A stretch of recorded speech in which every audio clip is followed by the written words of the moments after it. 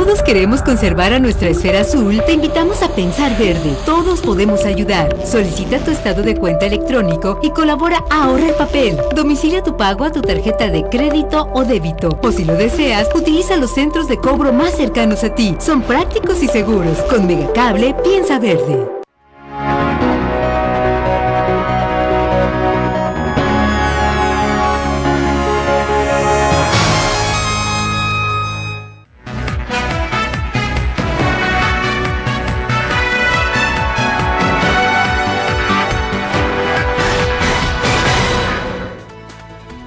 ¿Cómo están? Muy buenas noches, mi nombre es Mitzi Cordero y vamos dando inicio al programa A Fondo. En esta noche, en esta ocasión, nos vamos a platicar de un tema que ha sido muy controversial sobre un libro en particular que ha estado dando de qué hablar en los últimos días, en los últimos meses, podré yo decirlo. Por ello, presento a mis invitados de esta noche, que gracias por estar con nosotros, que además vienen desde muy lejos y están visitando Veracruz durante esta semana. Nicolás Márquez, escritor y abogado, así como Agustín Laje, escritor y politólogo. ¿Cómo están? Muy buenas noches. Muy bien, muy buenas noches. Ellos son los titulares, los creadores del libro negro de la nueva izquierda, Ideología de Género o Subversión Cultural. Y pues en primera instancia yo les diría, este libro fue creado para provocar, fue creado para generar controversia, fue creado para qué, ¿por qué el título? ¿Quién me contesta? Es un libro que tiene varias funciones. Tiene que ver con la provocación, pero también fue un libro escrito en defensa propia. ¿Por qué? Porque creemos que la ideología de género, que es un poco lo que el libro desarrolla, entre otras cosas, es una gran amenaza para nuestras libertades. Y no había un solo libro que dijese algo al respecto, salvo cantar loas, salvo libros apologéticos o libros para seguir alimentando la ideología de género. Con Agustín, hace 2 años, un poco más, nos considerábamos que esto era un trabajo que había que hacer, que era un libro que hacía falta, un libro que no había ningún contraste.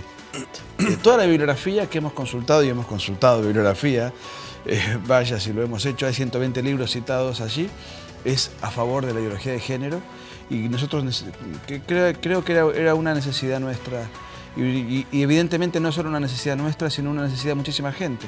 Porque el libro salió al mercado y desde nuestra modesta posición de escritores independientes, el libro se convirtió en un bestseller internacional hace 1 año y medio que lidera el ranking de Amazon, sin propaganda, sin un aparato de marketing. O sea que no solamente era una necesidad nuestra, sino que evidentemente es un libro que está representando una enorme mayoría silenciosa. ¿Por qué? ¿Qué es lo que está representando? O si nos pudieran dar un panorama general, porque entiendo que en algo que yo vi hace unos días precisamente de ustedes en una conferencia que ofrecieron, el libro pudo haber sido de muchas más páginas, pero se redujo a esto porque además era algo que no se iba a leer con tantas páginas. ¿Por qué? ¿Porque estaban citando a tantas personas? No, lo que pasa es que si vos te fijás, el título del libro no refiere directamente a la ideología de género. El título del libro es El libro negro de la nueva izquierda y sin embargo pasó a la fama de alguna manera, al conocimiento público, como el libro que se mete contra la ideología de género. Pero originalmente nuestra intención era hacer un libro que abarcara todas las máscaras de lo que nosotros llamamos la nueva izquierda. Nosotros consideramos que la izquierda no se murió con la caída del muro de Berlín en el 89, con la posterior implosión de la Unión Soviética. La izquierda se reconvirtió, tiene una nueva máscara, un nuevo discurso, nuevas palabritas, nuevos sujetos de su revolución. Esos sujetos de su revolución, que antes eran las clases obreras y que hoy toman otros aspectos, nosotros pensábamos abarcarlos todos dentro de este libro. Y obviamente no era solamente entonces la ideología de género, era la ideología de género, el indigenismo, el ecologismo radical, el garanto-abolicionismo, el derecho humanismo, el multiculturalismo, son digamos, partes de las nuevas expresiones de la izquierda de nuestros siglos, a través de las cuales ella misma pudo sortear su crisis histórica a fines del siglo pasado.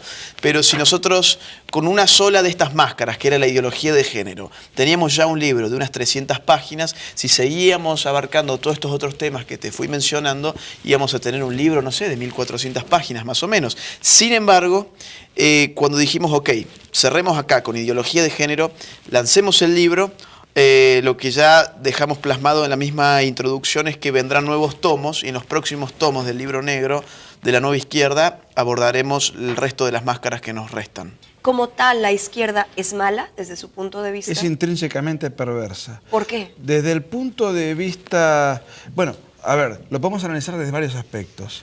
Desde un aspecto eminentemente religioso, que no es nuestro tema y no es nuestro métier, digamos. Esto fue así definido en 1937 por la doctrina católica en la encíclica Divini Redemptoris. Independientemente de eso que es dogmático y que obviamente mucha gente puede no coincidir, vamos a los hechos. ¿En qué lugar del mundo un sistema izquierdista triunfó? Generó bienestar, generó libertad, generó confort. En ningún lugar del mundo. La izquierda es la responsable de las más grandes masacres de la historia de la humanidad. Es cierto que hubo grandes genocidios como el nacionalsocialismo, al cual se le atribuyen 6 millones de muertes. La izquierda mató 100 millones de muertes en el siglo XX. ¿Qué quiere decir esto? No hay un sistema conocido que haya desparramado mayores cantidades de sangre ¿a costa de qué? Porque uno puede decir, bueno, matamos a una enorme cantidad de gente, pero hoy tenemos un paraíso construido, hemos ampliado derechos, hemos conquistado... O sea, no, se mató inmisericordiamente millones de personas para generar luego, para fracasar, para tener que ellos mismos tirar sus muros, para generar hambrunas masivas, retroceso, aplastamiento de las libertades. La izquierda violentó la naturaleza humana, es un enemigo de la naturaleza humana. Y por eso dicen que las máscaras, ¿no? Claro, o sea, son nuevas máscaras porque en un momento dado del siglo XX y sobre todo en el primer mundo, lo que empiezan a ver los intelectuales de las izquierdas en Estados Unidos, en Francia, Alemania, Gran Bretaña, etcétera, es que los obreros se empiezan a alejar de los sectores izquierdistas. ¿Por qué razón? Bueno, ubiquémonos en la época, una época en la cual durante 15 años seguidos los países de la OCDE crecen al 5% anual en términos de su PBI, países donde las clases obreras tienen la posibilidad de ascender social y económicamente y que al mismo tiempo miraban hacia el oriente, hacia los países comunistas y veían que las clases obreras estaban viviendo cada vez peor. Entonces, en ese marco, ¿cómo movilizar a las clases obreras? ¿Cómo seguirlas embaucando con el conflicto de la lucha de clases, rebelarse contra los patrones, contra el sistema de mercado, etcétera, etcétera? Ese es el límite histórico que tiene en el primer mundo lo que es la vieja izquierda. Y ahí mismo, cuando se dan cuenta que la grieta de clases estaba cada vez achicándose más, se necesitan crear nuevas grietas. Porque acá se aplica algo que en la política se llama divide y reinarás. La izquierda no puede aflorar en una sociedad donde las fracturas sociales no existan. Sin fractura social lo que hay es armonía social. Y la izquierda es un paradigma de choque político, de conflicto político. En un marco de paz social, la izquierda no tiene nada que hacer. Entonces, si estamos en un marco de paz social, lo que se propone como política de nueva izquierda es generar nuevas fracturas. Y en términos de ideología de género, esto se traduce como lucha de hombres contra mujeres, luchas de homosexuales contra heterosexuales, y bueno, lo que estamos viviendo hoy generalmente en derredor del tema del género, que ya está visto que no solamente todos sus teóricos son personeros de la izquierda, son tipos que vienen de las izquierdas, sino que los grupos militantes que aparecen en todas las marchas del género, las marchas feministas, LGTB, son también propios de los partidos de izquierda, ¿no? Lo que es claro es que hay un hartazgo por parte de la población por cuestiones de corrupción, por cuestiones, y de esto mismo si es que se jalan las personas de izquierda en esta lucha social o en este afán de regresar a la gente lo que es suyo. Pero, ¿Qué se jalan, perdón? ¿Se jalan? La atención de la gente, una lucha social. Se sacan ventaja política. ¿Podría decirse así? ¿Lo decís de alguna manera por el impulso político que tiene en México López Obrador? Es correcto. Bueno, la verdad que tendrían que ver los mexicanos de cara a las elecciones cómo han resultado los sistemas políticos amigos de López Obrador, que supongo que él es alguien muy ligado al chavismo, a todo el latinoamericanismo bolivariano. Bueno, los resultados de todos esos sistemas, ¿cómo están? Tiene la ventaja México que a la hora de elegir ya tiene el resultado de cuáles son las ideas, a dónde nos llevan las ideas del señor López Obrador. Los sistemas de izquierda además se abren mucho más a la corrupción que cualquier otro tipo de sistema. ¿Por qué razón? Porque las izquierdas plantean un Estado cada vez más grande. Un Estado cada vez más grande es un Estado cada vez más difícil de controlar. Es por eso que hay incluso una correlación entre los índices de libertad económica, por ejemplo, de la Heritage Foundation, en el mundo, que se cruzan con los índices de la corrupción mundial, y uno encuentra que allí donde más estatismo hay, donde menos libertad de mercado hay, es decir, donde más izquierdismo hay, es donde más corrupción hay. Estos son datos empíricos. Cuando vos dependés cada vez más de la burocracia, de las regulaciones, de toda una infraestructura, ahí aflora la coima, el nepotismo, el cohecho, los sobreprecios, el mercado negro. Es decir, por eso esos sistemas no solamente son ineficientes, sino que son absolutamente corruptos. Pero insisto, esto no es una especulación teórica. ¿Cómo han terminado los modelos a los cuales este sujeto, López Obrador, no tengo nada contra él, no lo conozco, pero sé a quién representa y qué ideas representa? Muy bien, esas ideas se llevaron adelante en América Latina durante los últimos 20 años, en muchos países. ¿Dónde terminaron? En Argentina están todos los dirigentes, los cabecillas del kirchnerismo, todos los días, uno preso por corrupción, y Argentina quedó devastada, atrasada. Brasil, Lula da Silva, fundador del Foro de San Pablo, ícono de la izquierda latinoamericana, preso por delincuente. Se tuvieron que destituir por las mismas causas y por el desastre a su heredera, Dilma Rousseff. ¿Qué pasa con Maduro? Vamos a analizar Bolivia. Michelle Bachelet se cae sola, un escándalo de corrupción. Sus hijos robando dinero estatal. Es decir, bueno, ¿para qué? Yo digo, no quiero, yo no soy quien para decirle a los mexicanos quién tienen que votar, no conozco la realidad mexicana, sí conozco lo que representa este señor y su partido. Muy bien, los resultados están a la vista.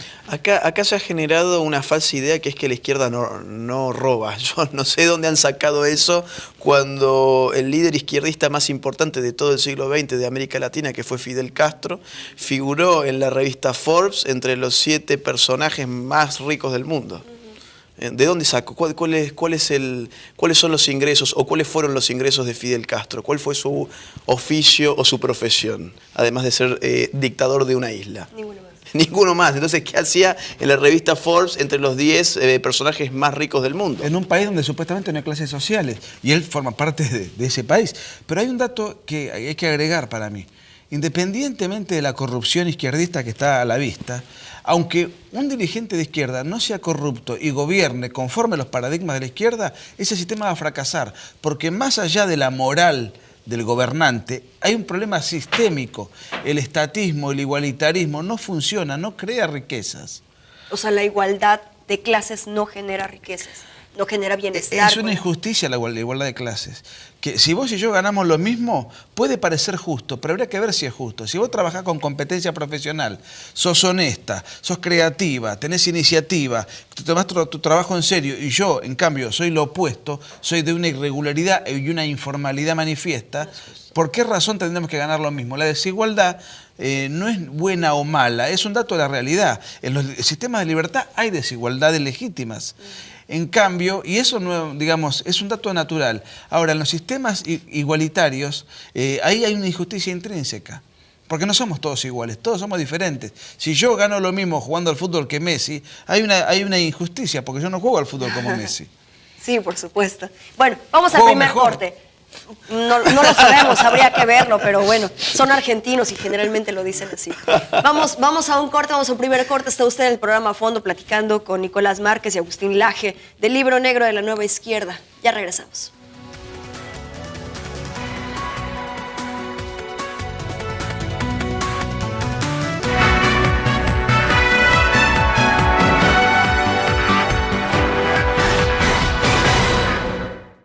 Metrocarrier te presenta el mejor internet y la mejor telefonía para que tu empresa se desenvuelva eficientemente en el mundo de los negocios, con su nuevo paquete de servicios que incluye troncales telefónicas con llamadas locales, nacionales, Estados Unidos y Canadá ilimitadas y 1000 minutos a celular. Te incluye el internet dedicado más rápido y eficiente del mercado, con velocidades desde 10, 20 y 50 megabits desde 7,499 pesos al mes. Metrocarrier, comunicamos tu empresa.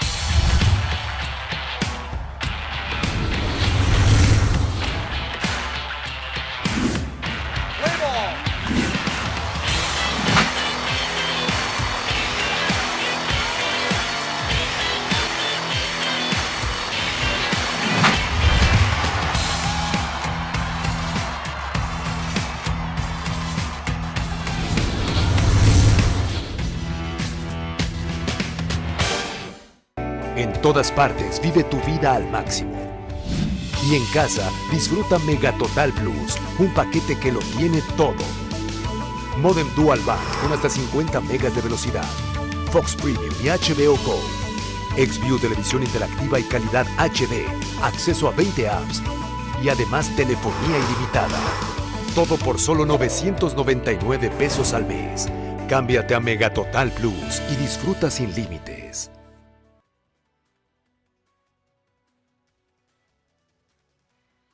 Brenda Ivonne Ponce Sáenz desapareció en la localidad de Ciudad Juárez, Chihuahua, el 22 de julio de 2008. Jocelyn Calderón Reyes desapareció en la localidad de Ciudad Juárez, Chihuahua, el 30 de diciembre de 2012.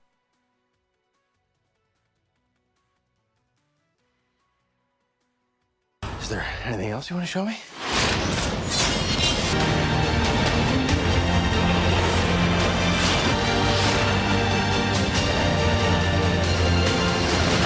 In the name of all that is good, your wrath upon this world is over.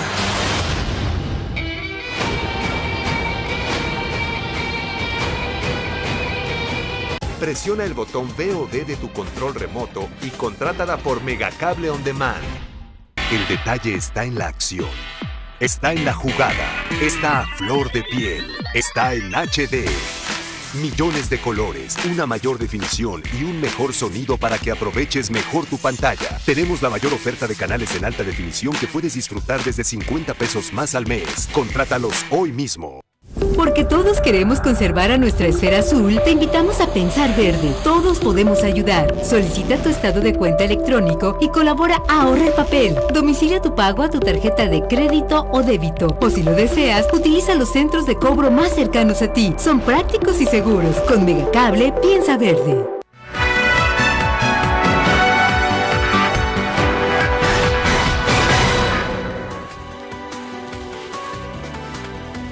Qué gusto que continúe con nosotros aquí en el programa A Fondo, platicando esta noche sobre el libro negro de la nueva izquierda, ideología de género o subversión cultural, platicando con sus autores, Nicolás Márquez y Agustín Laje, que han estado en muchísimos programas ya, que han estado presentándose en muchas conferencias, han brindado muchas entrevistas, han tocado también muchas sensibilidades respecto a su libro, y comentábamos fuera del aire, realmente no es como tal el tema ideología de género, como tal el tema es descubrir las máscaras de la nueva izquierda.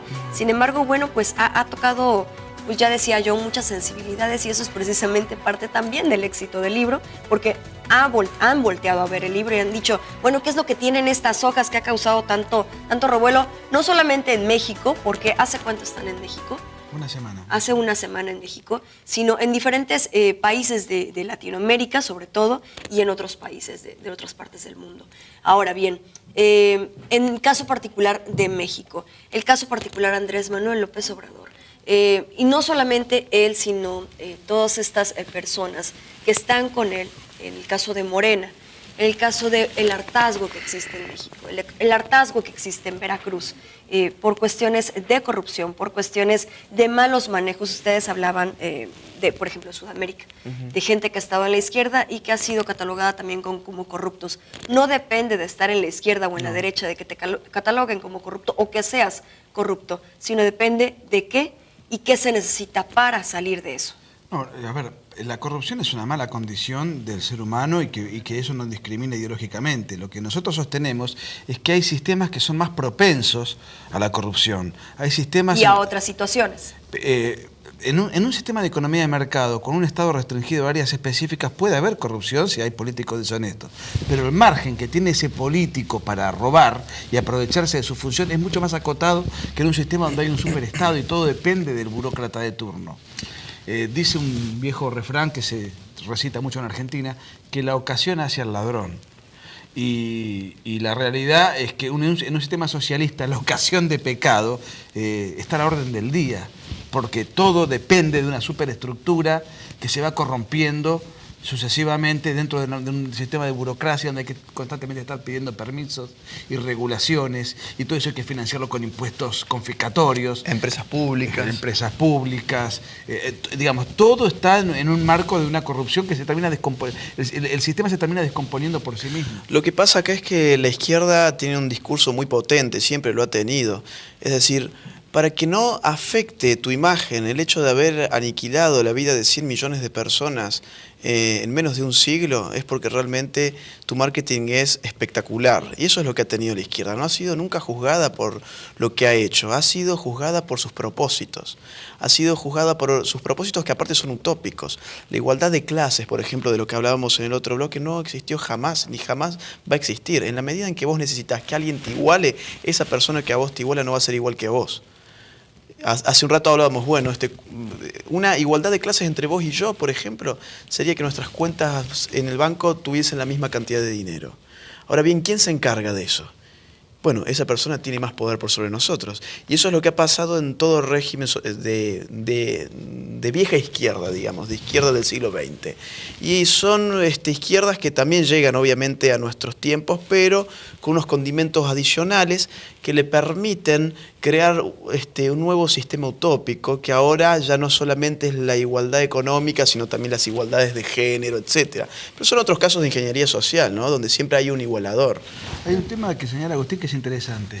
Si por alguna planificación centralizada ustedes dos tuviesen exactamente el mismo dinero en la cuenta bancaria, eso sería un ratito. Al día siguiente ya uno tendría más plata que el otro, porque uno se la gastó en X tema, el otro la ahorró, uno le invirtió en tal cosa, con esa inversión ganó algo. Es decir, para mantener ese status quo de igualitarismo, no es que tenés que circunstancialmente igualar el ingreso, tenés que controlar todos y cada uno de los actos de la vida humana. Porque automáticamente, cada uno con su dinero, aunque distribuya lo mismo, uno dispone de manera diferente. No existe el igualitarismo, salvo en sistemas absolutamente totalitarios y ni aún así. Pero en sistemas absolutamente totalitarios más o menos podés aplastar a todo el mundo, que es lo que termina sucediendo. Terminás empobreciendo de manera masificada a una sociedad. ¿Por qué mencionan que en el caso de la izquierda son generadores, por ejemplo, de la ideología de género, del feminismo, del indigenismo? ¿Por qué mencionan eso? Bueno, la izquierda durante el siglo XX no se preocupó ni por los indios, ni por las mujeres, ni por los homosexuales. A ver, vamos en la tapa del libro negro de la nueva izquierda tiene al Che Guevara embanderado en el pabellón homosexual. Y los labios pintados. Es un poco los labios. un Che Guevara travestido. Porque en las marchas de género marchan valga la redundancia, sus feligreses, sus militantes, en una mano con la banderita multicolor y con la remerita de Guevara, sin advertir que cuando se produjo la Revolución Cubana, el Che Guevara diseñó un campo de concentración para castigo de homosexuales. No era algo propio de Guevara, también la Unión Soviética castigaba a los homosexuales, los castigaba también China, es decir, la izquierda clásica a la mujer la marginó un papel secundario y la homosexualidad la criminalizó todo cuanto pudo. 25 años después de su vergonzoso fracaso tras la caída del muro de Berlín, aparecen siendo los abanderados de las mujeres y los homosexuales. ¿Por qué razón? Porque los están usando. No les importaron nunca ni los homosexuales ni las mujeres. Tuvieron el poder durante casi un siglo, no le dieron ninguna preponderancia a ellos. ¿Qué están haciendo ahora? Utilizando nuevas minorías, porque como dijo Agustín al principio de esta charla, se les fue el obrero, se les fue la clase obrera. Entonces, como el obrero ya no quiere cambiar el mundo, sino cambiar su automóvil, necesitan abrevar, captar nuevos clientes o nuevos focos de conflicto potencial de índole cultural hoy por hoy. Y bueno, ahí están merodeando y fabricando nuevas ideologías y nuevas banderas para forzar y exacerbar ese conflicto social. ¿Y esto vendría a, demeritar la sociedad? Mira, genera conflictos sociales que están siempre a las vistas, ¿no? En muchos casos, ya cuando la ideología de género hace pie en una comunidad política, empieza a generar marcos jurídicos que son opresivos. Acá mismo en México hemos tenido la situación que la tenemos actualmente de grupos de izquierda pidiendo que se nos aplique un artículo 33 para echarnos de México, porque se ve que consideran que esto más que un libro es una suerte de bomba nuclear que nosotros traemos a su país, ¿no? Una cosa absurda, es simplemente un libro, no es algo que muerda, no hace falta que nos echen, ¿no? tampoco es droga, es un libro. Hoy, por ejemplo, teníamos que estar dando aquí en Veracruz una conferencia en el IT Boca. Y sin embargo, ayer a la tarde se nos avisó que se nos daba de baja la charla autoritariamente, o sea, es decir, fue una censura porque ya estaba organizada, teníamos cientos de personas inscriptas, muchísimos jóvenes que querían venir a escucharnos. Y bueno, de la noche para la mañana se nos dijo que no podíamos ingresar, y esto es algo que nos pasa en todos lados. Es porque la ideología de género no es una propuesta, no es una oferta, es una imposición. Es una imposición que se disfraza de lindas palabras. Equidad, diversidad, pluralismo, tolerancia. Es decir, es la tolerancia hasta que alguien piensa distinto, hasta que a alguien se le ocurre escribir un libro contra todo esto. Y marcos jurídicos opresivos están surgiendo en todo el mundo con arreglo a la ideología de género. Acá arriba de ustedes, en Canadá, por ejemplo, ya hay una ley que prevé 6 meses de cárcel para toda persona que trate a otra persona en disonancia con su identidad de género. Por ejemplo, si vos te autopercibís como un hombre y vos me asegurás que sos un hombre y yo te trato de ella en vez de él, bueno, vos ya podés ir a la justicia y meterme a mí 6 meses preso. En la cárcel.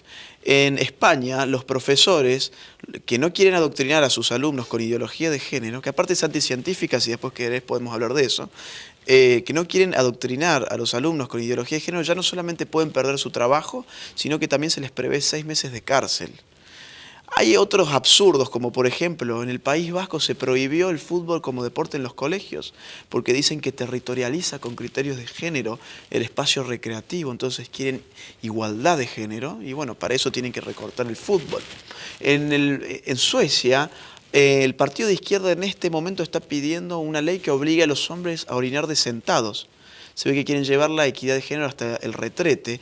Y en Gran Bretaña, por ejemplo, los médicos ya tienen prohibido, conforme a un manual de lenguaje médico impulsado por la Asociación de Médicos Británicos, decir la palabra mamá, papá, hombre y mujer, porque dicen que puede ofender a alguien. Los servidores públicos, los burócratas de Gran Bretaña, tienen a su vez prohibido desde hace una semana decir las palabras he, she o mister.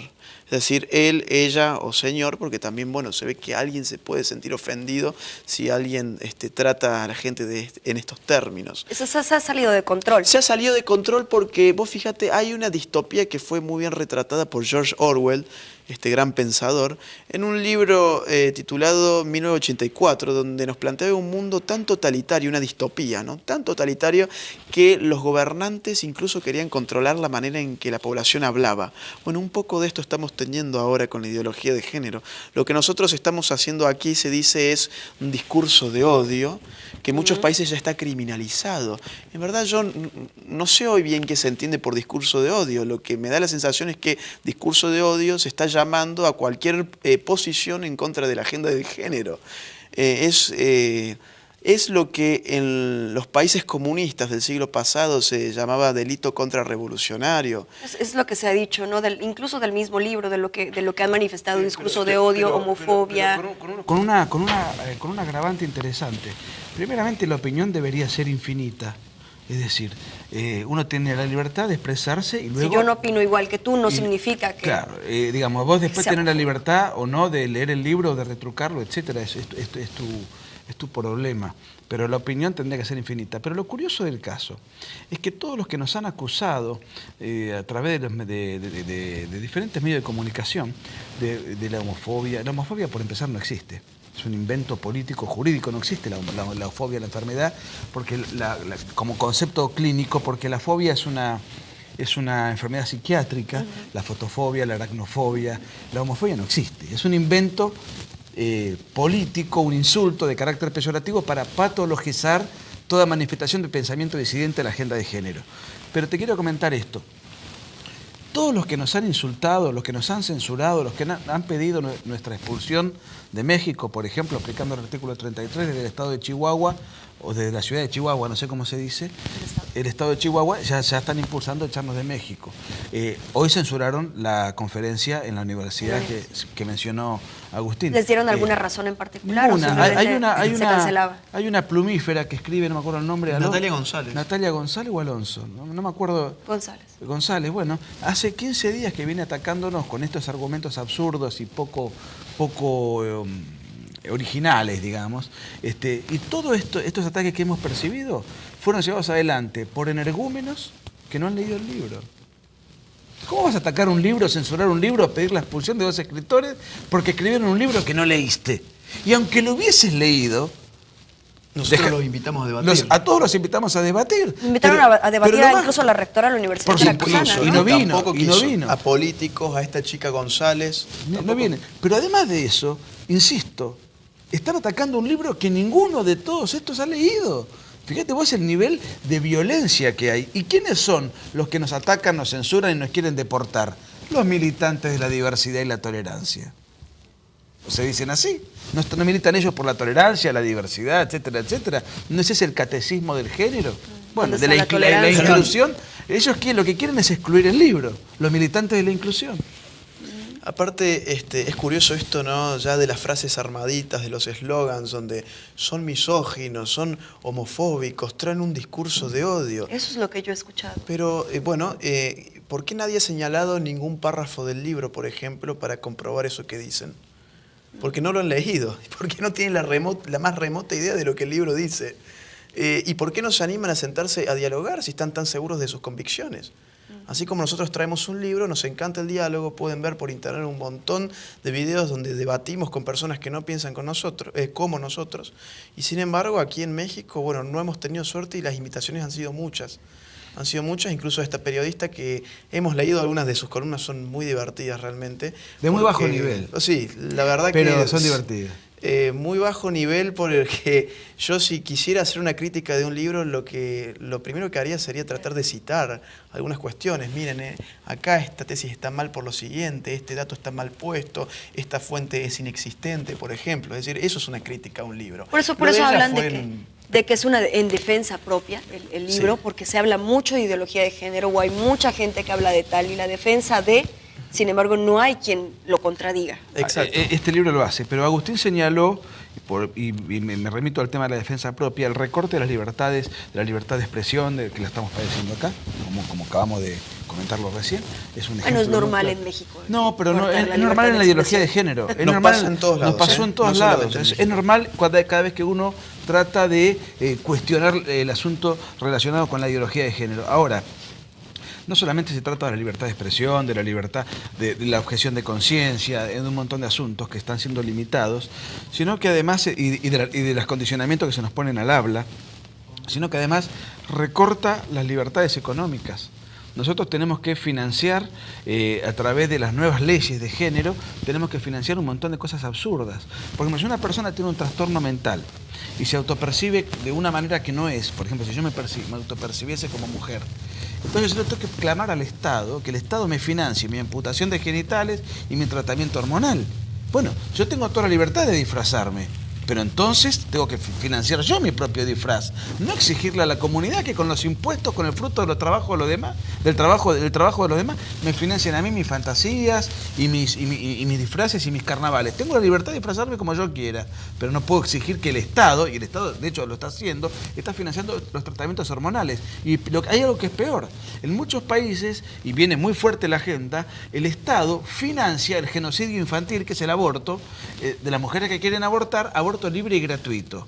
Libre se refiere a la libertad de matar al chico, y gratuito es un eufemismo, nada es gratis. Es gratis para la mujer que quiere matar a su hijo, pero no es gratuito porque hay todo eso, conlleva todo un costo que lo financia el Estado. ¿Con qué dinero? Con el dinero de los contribuyentes. Qué bueno que menciona eso, porque justamente aquí en Veracruz está haciendo un tema muy controversial. De la primera alerta de género, de la segunda alerta de género, que precisamente tiene que ver con eso. Con frenar el embarazo hasta ciertas semanas por una cuestión de salud de la mujer, de un derecho y un acceso a la mujer. ¿Qué opinan al respecto de eso? Lo primero que se me viene a la mente es que es curioso entender el embarazo como una enfermedad. Es decir, ¿por qué poner al tema del hecho de tener un hijo como una enfermedad para catalogarlo como un problema de salud? No lo están poniendo como enfermedad, sino que es un acceso a la salud de la mujer.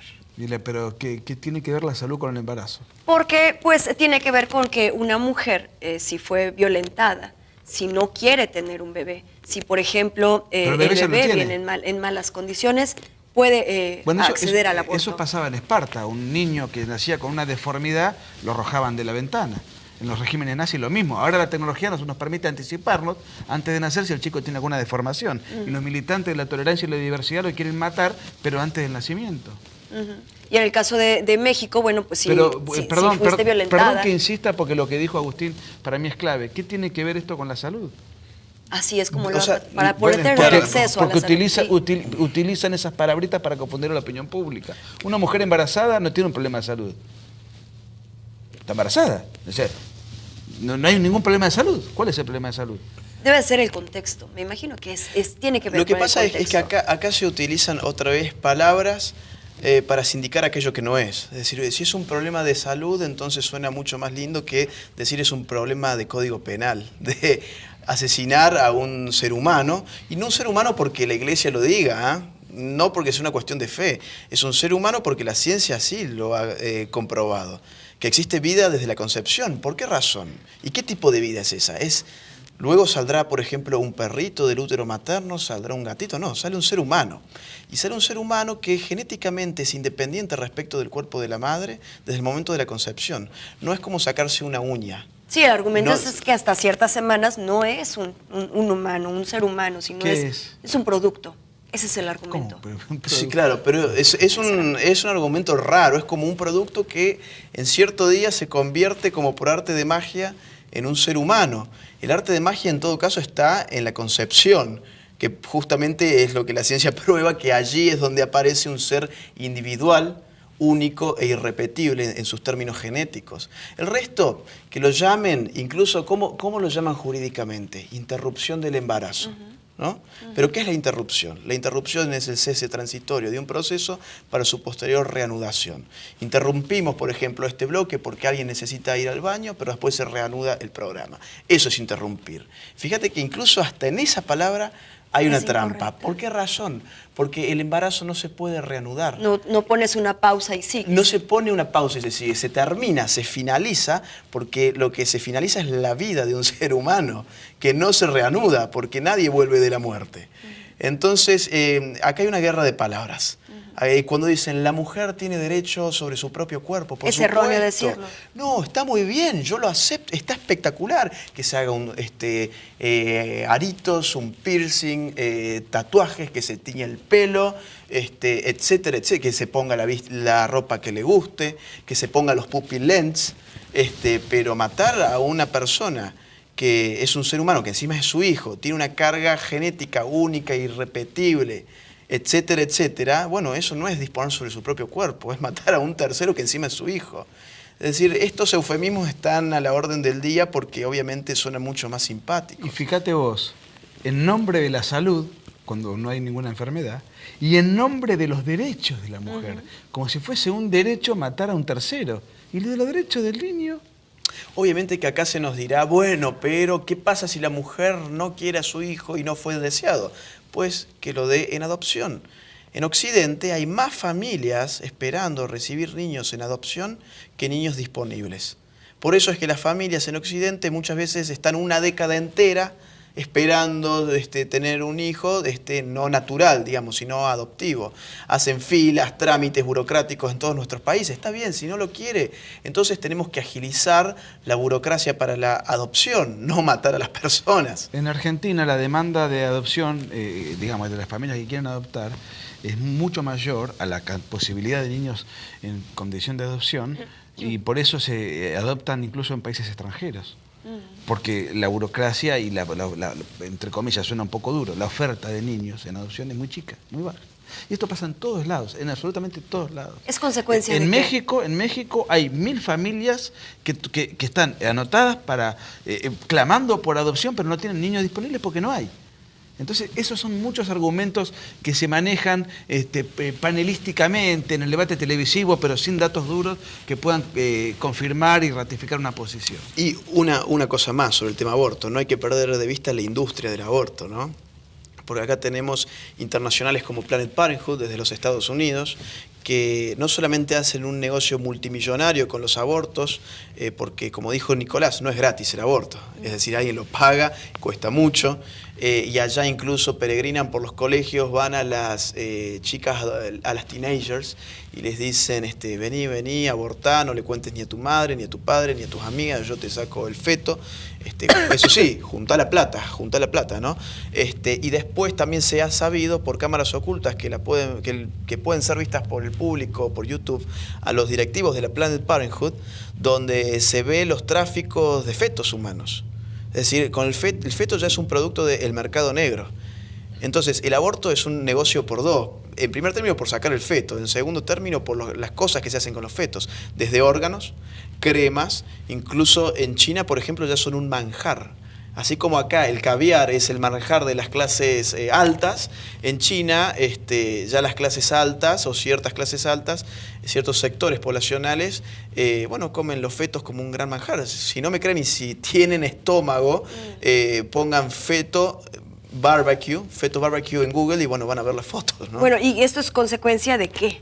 ¿De la izquierda? ¿Es consecuencia de distorsiones? Por supuesto que en este tipo de negocios sórdidos, lamentables, existen intereses económicos, hay grandes financiamientos para esto, hay intereses farmacéuticos, hay empresarios inescrupulosos, pero desde el punto de vista estrictamente ideológico, todo esto es una embestida cultural de la izquierda. Lamentablemente, los partidos del centro derecha tradicional, después de que cayó el muro de Berlín, se quedaron enamorados de la economía de mercado y del triunfo de la economía de mercado respecto al estatismo y la economía planificada, que era lo que identificaba al bloque soviético. Se quedaron enamorados del mercado, ya está, se terminó el conflicto. Y siguen hoy enamorados del mercado. Está muy bien, la economía de mercado funciona indudablemente mucho mejor que cualquier otro sistema, pero la izquierda se reconvirtió, dejó a un lado la disputa económica y entró a investir, a reconvertirse y a relanzarse a partir de la generación de focos de conflicto dentro de determinados paradigmas culturales. La ideología de género forma parte de esta agenda. El centro derecha, en lugar de estar atento a esta reconversión, a esta nueva embestida, en lugar de estudiarla, se ha quedado absolutamente en el tiempo, está 25 años atrasada en la discusión, y en materia cultural lo único que hace es aceptar lo que acríticamente le ofrece la izquierda. Entonces, la ideología de género y todo este tipo de violencia ideológica y política que estamos padeciendo con esta ideología, hoy es promovida por la izquierda y aceptada mansamente, con indulgencia y con cobardía por el centro derecha. Es por eso que en muchos países del mundo aflora una nueva corriente de opinión que se conoce como derecha alternativa, porque entiende que el centro derecha ha sido colonizado culturalmente por el centro izquierda. Por eso hoy ya la ideología de género excede el aspecto partidocrático. Muchas veces es muy habitual que en las conferencias nos digan, bueno, ustedes hablan de la izquierda, pero esto lo aplica Peña Nieto, o lo aplica Macri en Argentina, o lo aplica Santos en Colombia y no son de izquierda. Es cierto, la centro derecha, desafortunadamente, ha quedado culturalmente suspendida en el tiempo y ha quedado fatalmente colonizada por la izquierda cultural. Y ahí además todo lo que dijo Agustín, se mezcla lo ideológico, lo político y los intereses económicos de los especuladores que de manera inescrupulosa siempre están al acecho de cualquier tipo de negocios. Puede hacer este o puede hacer otro. Muy interesante lo que acaban de plantear. Vamos a un corte, regresamos con más del programa A Fondo.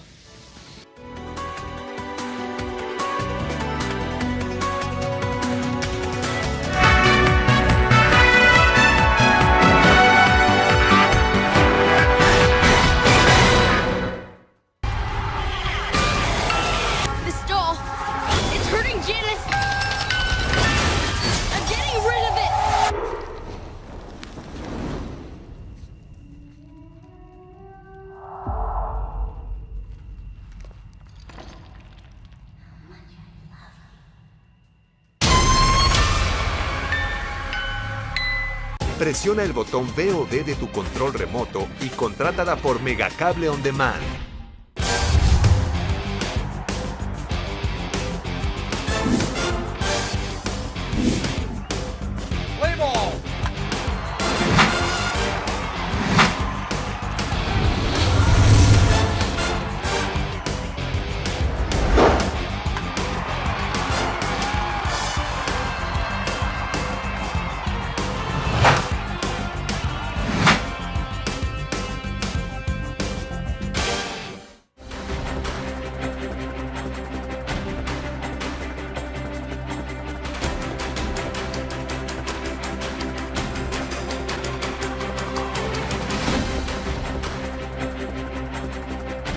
Mega Noticias, resumen semanal, con Yair Aranda y Wendy Sánchez. I think you're a badass, huh? Is this okay to be a kid, little J-Lo? Funny what you can do when all you have left depends on it. Done. Fight like a girl? Yeah, I fight like a girl. Coming with me or what?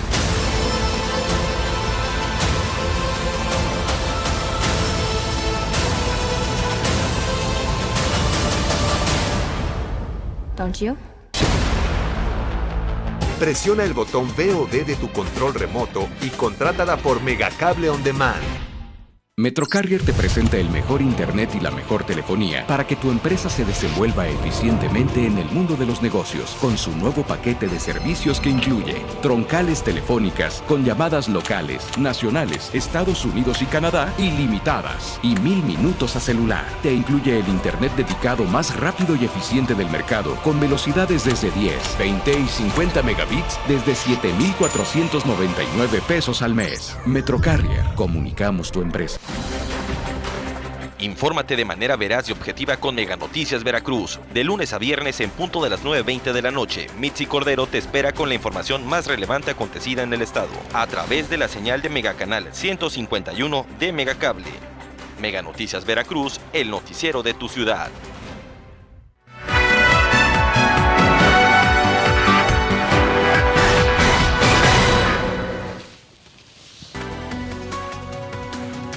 Ya estamos de regreso con más del programa A Fondo. Gracias por continuar con nosotros, un poco más de la mitad de este programa. Estamos platicando con los escritores del libro negro de la nueva izquierda, Ideología de Género o su versión cultural, con Nicolás Márquez y Agustín Laje, que bueno, esta misma semana continuarán aquí en México, pero estarán en Monterrey. Díganme una cosa, ¿qué opinan acerca de los matrimonios igualitarios? El matrimonio homosexual, ¿no? Correcto. Correcto. A como se le ha llamado No, matrimonios en Argentina igualitarios. también. En Argentina también. ¿Es correcto llamarlo así? Se le llama así jurídicamente. El matrimonio homosexual conceptualmente no existe. Así, porque el matrimonio es la unión matrimonial es la unión de la cual, por las cualidades inherentes, está la potencialidad de la maternidad. De ahí viene la palabra, matriz. La matriz es el útero materno. Es la unión de la cual está la potencialidad de la maternidad. Del llamado matrimonio homosexual, conceptualmente eso es imposible, obviamente, por las características del vínculo. De manera tal que desde el punto de vista... O sea, primer punto, no existe matrimonio homosexual. Puede ser que alguna legislación cree la ficción jurídica o política de que eso sí existe. Ahora, yo pregunto, más allá de la ficción jurídica y del error terminológico, del disfraz terminológico, ¿para qué quieren dos homosexuales casarse? Esa es la pregunta para mí clave. ¿Para formar una familia? Pero, perdón, ¿qué legislación les impide a dos hombres del mismo sexo irse a vivir juntos? ¿Cuál? En México está prohibido. Entonces, ¿para qué quieren casarse? ¿Para que sea legal? Pero, ¿tener acceso a los derechos legales? Por ejemplo, ¿a qué derechos? Pensión, seguro social, seguro médico. Pero mire, vamos por partes. El seguro social, la pensión, etcétera, etcétera, esos son atributos que el Estado otorga al matrimonio, porque del matrimonio deriva la prole. El matrimonio de verdad, el matrimonio heterosexual, es una institución de orden público. ¿Por qué de orden público? Porque al tener la potencialidad de la prole, es decir, de las nuevas generaciones, que son niños que no tienen que están a merced de la buena o mala voluntad de los padres que tenga, el Estado subsidiariamente crea toda una articulación de derechos y obligaciones.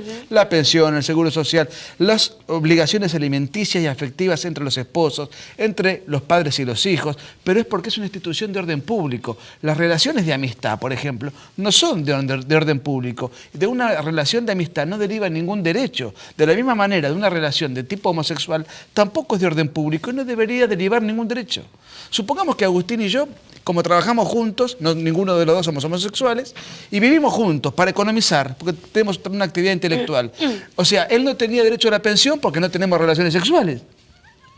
Es ridículo eso. Es una institución de orden público el matrimonio, la familia es una cosa, el resto de los vínculos con todo derecho son otra cosa. Uno puede vincularse con otros de manera transitoria, de manera permanente, pero si una institución no es de orden público, son actos libres que no tienen que tener ningún tipo de consecuencia jurídica distinta. La unión homosexual pretende un rango matrimonial porque pretende exigirle al Estado derechos que la naturaleza del vínculo le niega. Y esto sería incorrecto. Mire, el Estado, no, ¿a usted le parece mal, por ejemplo, que si un ciego le reclama al Estado un carnet de conducir, el Estado se lo niegue? ¿Ser un Estado ciegofóbico, un Estado discriminador? No. La naturaleza de ese sujeto merece toda su dignidad, pero no se le puede otorgar un carnet de conducir. Y eso no es un acto de irresponsabilidad estatal. Haría bien el Estado en no otorgarlo. Hoy en la mañana estaban precisamente hablando sobre la homosexualidad y hacían alusión a que es una enfermedad. No, a ver, no somos médicos nosotros, no somos psiquiatras, no somos psicólogos, no podemos afirmar alegremente que la homosexualidad sea una enfermedad. Nosotros lo que decimos siempre es que respetamos la libertad de la intimidad, es decir, un homosexual que quiere formar su proyecto de vida, afortunadamente en Occidente lo puede hacer. Donde no lo pudo hacer fue en los países comunistas, con cuyos partidos hoy marchan en las marchas LGTB. Donde no lo pueden hacer y de hecho son tirados por las montañas y ahorcados públicamente es en Medio Oriente. Yo no veo nunca ninguna marcha LGTB ir contra la embajada de Irán. Pero el tema de la enfermedad, el dato desde la politología, que es en todo caso nuestro ámbito, es el siguiente. Fue descatalogada como enfermedad por la OMS, si mal no recuerdo, por la OMS, no por un paper científico, no por un estudio científico concreto, sino porque se votó. Es decir, hubo una votación y de la votación derivó que una mayoría circunstancial dijo que no era más una enfermedad. Y es un criterio medio raro para el de la ciencia, es decir, ¿desde cuándo la ciencia se rige por la política? Sí. Yo no podría aseverar acá, ¿es una enfermedad o no es una enfermedad? Pues no soy médico y tampoco escribí un libro sobre medicina. Pero lo que sí puedo remarcar acá es que los criterios políticos no debieran ser usados para resolver asuntos propios de la ciencia, ¿no? Hay un dato que no es menor. Es cierto, exacto lo que dice Agustín. El alegre consenso democrático, además, no fue tan alegre ni tan consensuado. Aquella famosa votación fue presionada por lobbies muy violentos que irrumpieron en una votación histórica donde circunstancialmente se determinó que no lo era. Pero más allá de eso, hay un problema. Si un médico dice que es una enfermedad, a ese médico corre riesgo de que se le quite la matrícula, de ser sancionado, de que se le quite su licencia, no sé cómo se le llama acá, de ser expulsado del hospital, de ser expulsado de su cátedra universitaria. Y de hecho hay muchos médicos que hacen terapia para curar la homosexualidad, porque ellos tienen la tesis y la teoría, y hay organizaciones de médicos que dicen que es una enfermedad, pero precisamente por tener esta tesis científica, a ver si es cierta o no, no lo sé, porque no es nuestro tema, sin embargo son judicializados y criminalizados. Crimen de odio, cuando en realidad lo que está tratando de hacer el médico, según su paradigma científico, es ayudar a quien cree que está enfermo. Y en todo caso, el paciente se somete voluntariamente al tratamiento con el médico. Nosotros no sabemos si es una enfermedad o no, sí sabemos que está prohibido sostener esta tesis. O sea, esto nos lleva a una conclusión bastante paradójica, que es que en el marco de la libertad de los géneros, de un mundo que está viviendo una lista que se ensancha todos los días en términos de la cantidad de géneros que se ofrecen al mercado, ya me parece que han superado los 120, 150 géneros, uno tiene la libertad de escoger cualquier género de esa lista menos la heterosexualidad. Porque prohibir, por ejemplo, este tipo de médicos que ofrecen curas para la homosexualidad, etcétera, que yo no sé si son efectivos, no lo he estudiado, no es mi tema, lo que sí sé es que están prohibidos en muchos países, lo cual me lleva a la conclusión que también está prohibido para un homosexual querer revertir eso, ¿no? O sea, podemos seleccionar entre 120 y tantos de géneros menos ser heterosexuales. Nosotros nos hemos reunido con médicos en América Latina que trabajan de manera clandestina con pacientes homosexuales. Trabajan de manera clandestina porque si ellos publicitan su actividad científica, van a la cárcel o pierden la matrícula o la licencia médica. Fíjate vos lo curioso, con pacientes que voluntariamente desean hacerse tratar. Quiero decir una cosa más, independientemente de que la homosexualidad sea o no una enfermedad, que insistimos no es nuestro tema, ni tenemos opinión formada, porque por otra parte una opinión está prohibida, independientemente de eso hay algo que sí nos llama la atención y está en el libro explicitado en un capítulo que se llama La autodestrucción homosexual. Las personas homosexuales viven en promedio 25 años menos que una persona heterosexual. ¿Por qué? por la transmisión flagrante de enfermedades venéreas, el SIDA, con el SIDA a la cabeza. El 88% de los enfermos de SIDA en Occidente son homosexuales, a pesar de que la población homosexual no llega al 2%, según datos del Ministerio de Salud de Estados Unidos, por depresiones, angustias, récord de suicidios. La ciudad con mayor récord de suicidios de Occidente es la ciudad de San Francisco, que es el paraíso gay en Norteamérica. La propensión a las drogas, la propensión al alcohol, todos datos que tenemos citados en el libro con fuentes, pero de primer nivel. Estudios científicos, ministerios de salud de los principales países de Occidente, datos de la ONU, etcétera, etcétera. El informe que llega a la conclusión de que un homosexual vive 25 años promedio menos que un heterosexual, por ejemplo, es un informe científico de la Universidad de Navarra. Entonces, es una conducta realmente de riesgo importante. Independientemente de si es o no una enfermedad, lo que sí está claro es que es una comunidad que, digamos, por sus hábitos, por sus tendencias, por sus inclinaciones, tienen todo el derecho a vivir como quieran, pero convengamos que no es algo para elogiar, porque los resultados están a la vista. Sí, lo pregunté precisamente, yo no he leído el libro no ha estado en mis manos, pero me llamó mucho la atención, si usted ve precisamente la portada, pues tiene los colores de la bandera LGTB, TTT, etcétera, etcétera. Sí, suman letras todos los días. Suman letras y son bastantes y no me lo he podido aprender, lamentablemente. Y ante el rostro también del Che Guevara y pintado, bueno, pues tiene por ahí una sombra en los ojos y los labios pintados. Me llamó mucho la atención si también eso tiene que ver con la izquierda y con las máscaras que intenta probar la izquierda o intenta presentar la izquierda. Y que, bueno, ya me lo ha mencionado, hay un capítulo dedicado precisamente a eso. ¿Y la izquierda enfoca también uno de sus temas o una de sus máscaras a eso?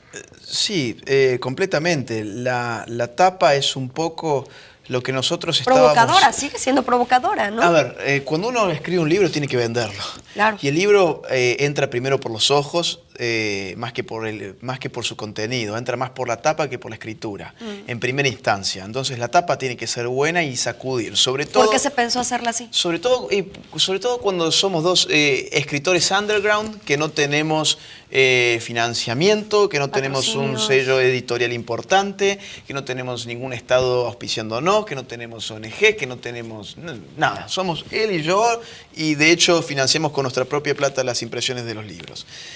De modo que necesitamos una tapa que sacudiera al público, pero esa tapa es lo que nosotros veíamos en última instancia de lo que estaba pasando hoy en día con la cuestión LGTB y feminista.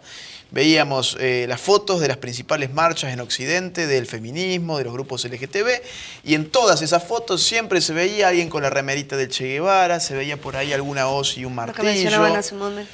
Y entonces lo que nosotros pensábamos era, mira estos tipos los ridículos que son, ¿no? Porque están marchando con la figurita, con la carita de una persona que creó un campo de concentración para castigo de homosexuales. Era casi tan ridículo como ver, por ejemplo, una marcha en favor del Estado de Israel con una remerita con la cruz esvástica o con la carita de Hitler. Entonces, frente a eso fue que dijimos, este nivel de ridiculez tiene que ser plasmado en la tapa de un libro que es serio en su contenido, pero tiene esta suerte de tapa tipo cómic, ¿no? Parece como un cómic. Pero en realidad la tapa, el diseño de la tapa, no lo pusimos nosotros, lo puso el lobby en sus marchas. Esos son los colores y esos son los símbolos que se ven ostensiblemente y se exhiben en las peregrinaciones de esta gente. Nosotros lo que hicimos en un cuadrito de 10 centímetros fue de alguna manera simbolizar la estética que se visualiza en estas marchas. Y creemos que la meta fue cumplida, porque sacudió, molestó. Nosotros no estamos escribiendo libros de autoayuda, esto no es una ficción. Nosotros escribimos libros de política con el objetivo de concientizar a la gente, y pensamos que es mucha la gente que piensa como nosotros, solamente que no tiene el poder de las cátedras, no tiene el poder de los medios de comunicación, no tiene el poder de un sillón político. Es mucha gente de a pie que coincide con nosotros, pero que necesitaba una publicación así. Y teníamos que interesarlas de alguna forma. Entonces, esta etapa creo que vino a cumplir ese fin, y creo que lo ha logrado. Es una patada al establishment progresista y al centrismo bien pensante que lo apaña. Únicamente nos queda un minuto, entonces podría ser, este libro buscaba sacudir y lo ha logrado. buscaba sacudir, buscaba ofender también, ¿por qué no? Ofender a todos aquellos que están utilizando cuestiones sexuales para hacer política, ofender a aquellos que están sacando tajadas de grietas inventadas en nuestra sociedad, ofender a aquellos que nos quieren dirigir el lenguaje, nos quieren dirigir la forma de pensar, nos quieren dirigir dónde podemos dar y dónde no podemos dar una charla, una conferencia. La verdad es que buscamos ofender a toda esa gente porque nos ha ofendido durante años a nosotros. Sí, y además ofenden la inteligencia. Y del libro, bueno, aprovechamos este espacio que nos das para que podamos invitar a tus numerosos espectadores, televidentes, a que lo consulten, que se interesen en esto. Si es además de Amazon, ¿dónde más lo puedo encontrar? Está en muchos países editados. En México todavía se vende en nuestras presentaciones, pero no está formalmente editado.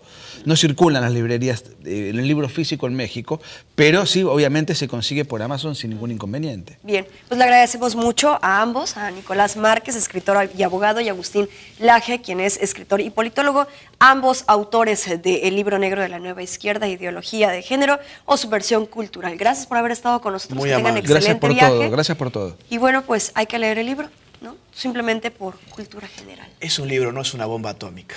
Tranquilos. Gracias por haber estado con nosotros. Que tenga excelente noche. Mi nombre es Mitzi Cordero. Por lo pronto, que descanse.